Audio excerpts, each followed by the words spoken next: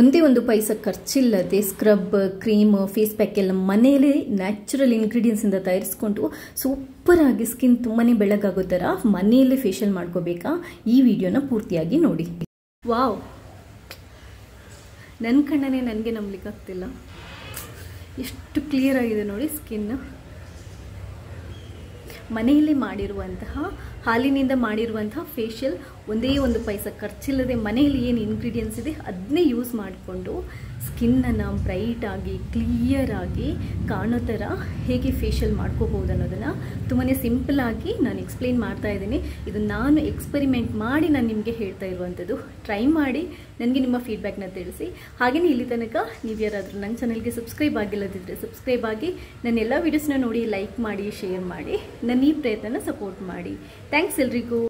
Natural ಆಗಿ ಏನೂ side effect ಇಲ್ಲದೆ ಯಾರು ಬೇಕಾದರೂ ಮನೆಯಲ್ಲೇ ಮಾಡ್ಕೋಬಹುದಾದಂಥ ಈ ಸಿಂಪಲ್ ಫೇಶಿಯಲನ್ನು ಮಾಡೋದಕ್ಕೆ ನಾವು 4 ಸ್ಟೆಪ್ಪನ್ನು ಫಾಲೋ ಮಾಡಬೇಕಾಗುತ್ತೆ. ಅದೇನು ಅಂತಂದರೆ, ಮೊದಲು ಫೇಸನ್ನು ಹಾಲಿಂದ ಕ್ಲೀನ್ ಮಾಡ್ಕೊಳ್ಳೋದು, ಸ್ಕ್ರಬ್ ಮಾಡ್ಕೊಳ್ಳೋದು, ಮಸಾಜ್ ಮಾಡ್ಕೊಳ್ಳೋದು, ಕೊನೆಯದಾಗಿ ನಾವು ಫೇಸ್ ಪ್ಯಾಕ್ ಹಚ್ಚಿಬಿಟ್ಟು ಕೊನೆಗೆ ಮುಖವನ್ನು ಕಂಪ್ಲೀಟಾಗಿ ಕ್ಲೀನ್ ಮಾಡ್ಕೊಳ್ಳುವಂಥದ್ದು. ಇವಾಗ ಮೊದಲಿಗೆ ಹಾಲಿನಿಂದ ಮುಖನ ಹೇಗೆ ಕ್ಲೀನ್ ಮಾಡ್ಕೊಳ್ಳೋದು ಅನ್ನೋದನ್ನು ಹೇಳ್ಕೊಡ್ತಾ ಇದ್ದೀನಿ. ಜಸ್ಟ್ ಒಂದು 1/4 ಕಪ್ಪಷ್ಟು ಹಾಲನ್ನು ತಗೊಂಡು, ಕಾಯಿಸಿ ತಣ್ಣಗಾಗಿರುವಂತಹ ಹಾಲನ್ನು ತಗೊಂಡು ಅದಕ್ಕೆ 1 ಸ್ಪೂನಷ್ಟು ರೋಸ್ ವಾಟರನ್ನು ಹಾಕ್ಕೊಳ್ಳಿ. ನಮಗೆ ಮುಖನ ಕ್ಲೀನ್ ಮಾಡೋಕ್ಕೆ ಹಾಲು ಮತ್ತು ಕಾಟನ್ ಇಷ್ಟೇ ಬೇಕಾಗಿರೋದು. ಕಾಟನನ್ನು ನೀವು ಹಾಲಿನಲ್ಲಿ ಅದ್ಬಿಟ್ಟು ನೋಡಿ ನೀಟಾಗಿ ಮುಖನ ಕ್ಲೀನ್ ಮಾಡ್ಕೊಳ್ಳಿ. ಹಾಲು ಮುಖ ಕ್ಲೀನ್ ಮಾಡೋಕ್ಕೆ ತುಂಬಾ ಒಳ್ಳೆಯದು. ಇದರಲ್ಲಿ ತುಂಬಾ ಅಂಶಗಳಿರುತ್ತೆ. ಇದು ಸ್ಕಿನ್ನನ್ನು, ನಮ್ಮ ಮುಖನ ಬ್ರೈಟ್ ಮಾಡುತ್ತೆ. ಅದಾದ ನಂತರ ಮುಖದಲ್ಲಿ ಏನಾದರೂ ಕೊಳೆ ಇದ್ದರೆ ನೋಡಿ, ಎಷ್ಟು ಕೊಳೆ ಇತ್ತು ನೋಡಿ, ಅದೆಲ್ಲದನ್ನು ಕ್ಲೀನ್ ಮಾಡುತ್ತೆ. ಮುಖನ ಒಂದ್ಸರಿ ಕ್ಲೀನ್ ಮಾಡ್ಕೊಂಡಾದ ನಂತರ ಇವಾಗ ನಾವು ಸ್ಕ್ರಬ್ ಮಾಡ್ಕೋಬೇಕಾಗುತ್ತೆ. ಸ್ಕ್ರಬ್ ಮಾಡೋಕ್ಕೆ ನಾನು 2 ಟೇಬಲ್ ಸ್ಪೂನಷ್ಟು ಗೋಧಿ ಹಿಟ್ಟು, 1 ಟೇಬಲ್ ಸ್ಪೂನಷ್ಟು ಹಾಲಿನ ಪುಡಿ ಇಲ್ಲದಿದ್ದರೆ ಖಂಡಿತವಾಗ್ಲೂ ಟೆನ್ಷನ್ ತಗೋಬೇಡಿ. 1 ಟೇಬಲ್ ಸ್ಪೂನಷ್ಟು ಕಡಲೆ ಹಿಟ್ಟನ್ನು ಹಾಕ್ಕೊಂಡು ಅದಾದ ನಂತರ ಇದನ್ನ ಹಾಲು ಹಾಕಿಬಿಟ್ಟು ಕಲಿಸ್ಕೋಬೇಕು. ಹಾಲೊಂದು ನಿಮಗೆ 4 ಟೇಬಲ್ ಸ್ಪೂನಷ್ಟು ಬೇಕಾಗುತ್ತೆ. ನೋಡಿಕೊಂಡು ಹಾಕ್ಕೊಂಡು ಕಲಿಸ್ಕೊಳ್ಳಿ. ನೋಡಿ ಈ ಥರ ತೆಳು ಬರಬೇಕಾಗುತ್ತೆ. ನಮಗೆ ಸ್ಕ್ರಬ್ ಯಾವಾಗಲೂ ಸ್ವಲ್ಪ ತೆಳುನೇ ಇರಬೇಕಾಗುತ್ತೆ. ಯಾಕಂತಂದರೆ ನಾವು ಮುಖನ ಉಜ್ಕೊಳ್ತೀವಲ್ವ, ಅದು ಉಜ್ಜುತ್ತಾ ಡ್ರೈ ಆಗ್ತಾ ಹೋಗುತ್ತೆ. ಆದ್ದರಿಂದ ಸ್ವಲ್ಪ ಸ್ಕ್ರಬ್ ಮಾಡುವಾಗ ನೀವು ಸ್ವಲ್ಪ ತೆಳುವಾಗಿ ಮಾಡ್ಕೊಳ್ಳಿ. ಮುಖಕ್ಕೆಲ್ಲ ಹಚ್ಕೊಂಡು ಇದನ್ನ ನೀಟಾಗಿ ನೀವು ಸ್ಕ್ರಬ್ ಮಾಡ್ಕೋಬೇಕಾಗುತ್ತೆ. ಒಂದ್ಸರಿ ಮುಖನ ಕ್ಲೀನ್ ಮಾಡ್ಕೊಂಡ ನಂತರ ನಾವು ಸ್ಕ್ರಬ್ ಮಾಡಿದರೆ ಏನಾಗುತ್ತೆ ಅಂತಂದರೆ, ಡೆಡ್ ಸ್ಕಿನ್ ಅಥವಾ ಏನಾದರೂ ಅಂದರೆ ಈ ಡಾರ್ಕ್ ಸ್ಪಾಟ್ಸ್ ಎಲ್ಲ ಇರುತ್ತಲ್ಲ, ಅದೆಲ್ಲ ಕ್ಲಿಯರ್ ಆಗಿ ಹೋಗುತ್ತೆ. ನೀಟಾಗಿ ಸರ್ಕ್ಯುಲರ್ ಮೋಷನಲ್ಲಿ ನೀವು ಕೈಯಲ್ಲಿ ಈ ಥರ ಸ್ಕ್ರಬ್ ಮಾಡ್ಕೋಬೇಕು. ತುಂಬ ಉಜ್ಜಿ ಮಾಡಬೇಡಿ, ಯಾಕಂತಂದರೆ ಸ್ಕಿನ್ ಸೆಲ್ಸ್ ಡ್ಯಾಮೇಜ್ ಆಗುತ್ತೆ. ಅದರಿಂದ ನಿಧಾನಕ್ಕೆ ನೀಟಾಗಿ ಕುತ್ತಿಗೆ, ಹಣೆ ಭಾಗ, ಮೂಗು, ತುಟಿ ಮೇಲ್ಭಾಗ, ಕೆನ್ನೆ, ಕಣ್ಣಿನ ಭಾಗ ಬಿಟ್ಟು ಎಲ್ಲ ಕಡೆ ನೀವು ಸ್ಕ್ರಬ್ ಮಾಡ್ಕೊಳ್ಳಿ. ನಿಮಗೆ ಒಳ್ಳೆ ಎಫೆಕ್ಟ್ ಬೇಕು ಅಂತಂದರೆ 5 ರಿಂದ 10 ನಿಮಿಷ ಆದರೂ ನೀವು ಈ ಥರ ಸ್ಕ್ರಬ್ ಮಾಡ್ಕೋಬೇಕಾಗುತ್ತೆ. ತುಂಬ ಕ್ಲೀನ್ ಆಗುತ್ತೆ ಸ್ಕಿನ್ ಆವಾಗ. ಅದಾದ ನಂತರ ನೀರಲ್ಲಿ ಒರೆಸ್ಕೊಳ್ಳಿ. ನಿಮಗೆ ಫಸ್ಟ್ ವಾಶ್ಗೆ ತುಂಬ ಸಾಫ್ಟ್ ಅಂತ ಅನಿಸುತ್ತೆ ನೋಡಿ. ಸ್ಕ್ರಬ್ ಆದ ಕೂಡಲೇ ಸ್ಕಿನ್ ತುಂಬ ಸಾಫ್ಟ್ ಅಂತ ಅನಿಸುತ್ತೆ. ಇದಾದ ನಂತರ ನಾವೊಂದು ಮಸಾಜ್ ಮಾಡ್ಕೋಬೇಕಾಗುತ್ತೆ. ಅದಕ್ಕೊಂದು ಕ್ರೀಮ್ ಬೇಕಾಗುತ್ತೆ. ಅದನ್ನ ಹೇಗೆ ರೆಡಿ ಮಾಡ್ಕೊಳ್ಳೋದು? 1/4 ಕಪ್ಪಷ್ಟು ಮೊಸರು, ಮನೆಯಲ್ಲಿರುವಂತಹ ಮೊಸರನ್ನು ತಗೊಂಡು ಅದನ್ನ ಕ್ಲೀನಾಗಿರುವಂತಹ ಬಟ್ಟೆಗೆ ಹಾಕ್ಕೊಂಡು ಅದರ ನೀರನ್ನೆಲ್ಲ ಸೋಸಿ ತೆಗೆದು ಬಿಡಿ. ನೀರು ಬೇಡ. ನಮಗೆ ಆ ಗಟ್ಟಿ ಮೊಸರಿನ ಭಾಗ ಇರುತ್ತಲ್ವ, ಅದಷ್ಟೇ ಬೇಕಾಗಿರೋದು. ಇದನ್ನ ನಾವು ಒಂದು ಕ್ರೀಮ್ ಮಾಡ್ಕೊಳ್ಳೋಣ. ಕ್ರೀಮ್ ಮಾಡ್ಕೊಳ್ಳೋಕ್ಕೆ ಈ ಮೊಸರನ್ನು ಒಂದು ಕಪ್ಪಿಗೆ ಹಾಕ್ಕೊಂಡು, ನೀರು ತೆಗೆದ ಮೊಸರನ್ನು ಕಪ್ಪಿಗೆ ಹಾಕ್ಕೊಂಡು 1 ಟೇಬಲ್ ಸ್ಪೂನ್ ಅಥವಾ 2 ಟೇಬಲ್ ಸ್ಪೂನಷ್ಟು ಬೀಟ್ರೂಟ್ ರಸ ಹೇಗೆ ಮಾಡೋದು? ಒಂದು ತುಂಡು ಬೀಟ್ರೂಟನ್ನು ನೀಟಾಗಿ ಗ್ರೈಂಡ್ ಮಾಡಿಬಿಟ್ಟು ಅದನ್ನ ಸೋಸ್ಬಿಟ್ಟು ರಸ ತಗೊಳ್ಳಿ. ಆ ರಸನ ಹಾಕಿಬಿಟ್ಟು ಈ ಕ್ರೀಮನ್ನು ರೆಡಿ ಮಾಡಿ. 2 ಬೇಕಾಗೋದು ನೋಡಿ.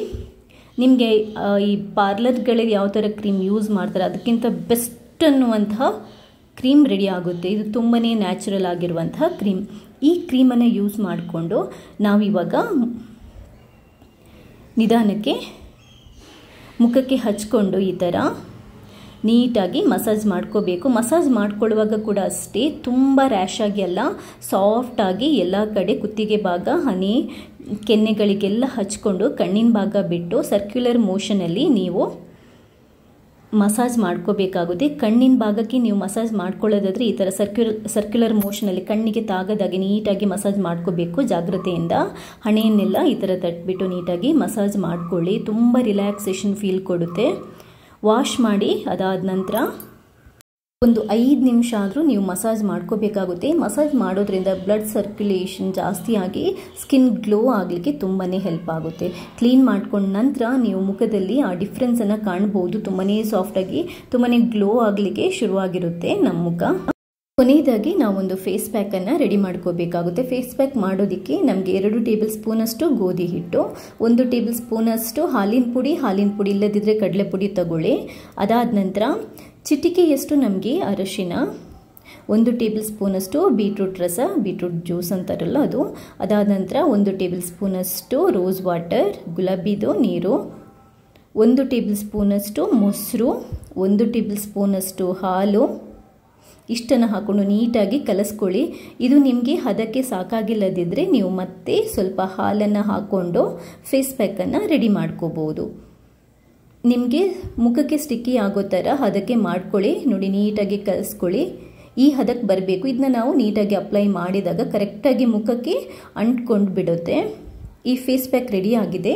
ಇವಾಗ ನಾವು ಇದನ್ನ ಮುಖಕ್ಕೆ ಹಚ್ಕೊಳ್ಳೋಣ. ಕಂಪ್ಲೀಟಾಗಿ ಕಣ್ಣಿನ ಭಾಗ ಒಂದು ಬಿಟ್ಟು ಹನ್ನೆ, ಮೂಗು, ಕೆನ್ನೆ ಫುಲ್ ಮುಖಕ್ಕೆ ಮತ್ತು ಕುತ್ತಿಗೆ ಭಾಗಕ್ಕೆ ಕಂಪ್ಲೀಟಾಗಿ ನೀವು ಹಚ್ಕೊಳ್ಳಿ.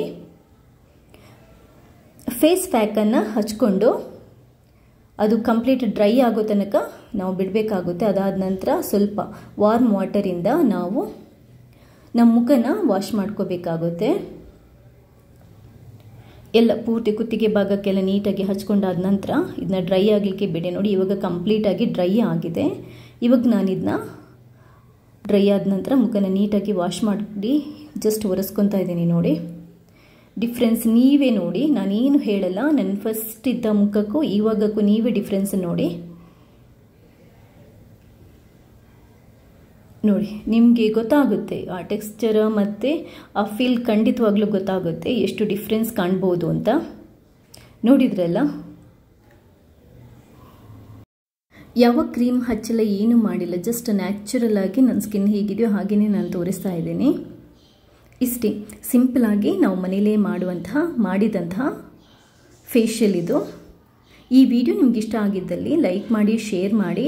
ಹಾಗೆಯೇ ನೀವು ಸೆಕೆಗಾಲದಲ್ಲಿ ಸ್ಕಿನ್ ಕೇರ್ಗೆ ಏನು ಮಾಡಬೇಕು ಅಂತಂದರೆ, ಹೊರಗಡೆ ಹೋಗೋಗೆ ಯಾವತ್ತೂ ಸನ್ಸ್ಕ್ರೀನ್, ಲೋಷನ್ ಅಥವಾ ಯಾವುದಾದ್ರೂ ಒಂದು ಕ್ರೀಮನ್ನು ಹಚ್ಕೊಂಡೋಗಿ ಡೈರೆಕ್ಟಾಗಿ ಆ ಸನ್ಲೈಟಿಗೆ ಸ್ಕಿನ್ ಎಕ್ಸ್ಪೋಸ್ ಆಯಿತು ಅಂತಂದರೆ ಸ್ಕಿನ್ ಸನ್ಬರ್ನ್ ಆಗೋ ಚಾನ್ಸಸ್ ಇರುತ್ತೆ, ಸ್ಕಿನ್ ಡ್ಯಾಮೇಜ್ ಆಗೋ ಚಾನ್ಸಸ್ ಇರುತ್ತೆ. ಈ ವಿಡಿಯೋ ಇಲ್ಲಿ ತನಕ ನೀವು ವೀಕ್ಷಿಸಿದ್ದಕ್ಕೆ ನಿಮಗೆಲ್ಲರಿಗೂ ತುಂಬಾ ಥ್ಯಾಂಕ್ಸ್.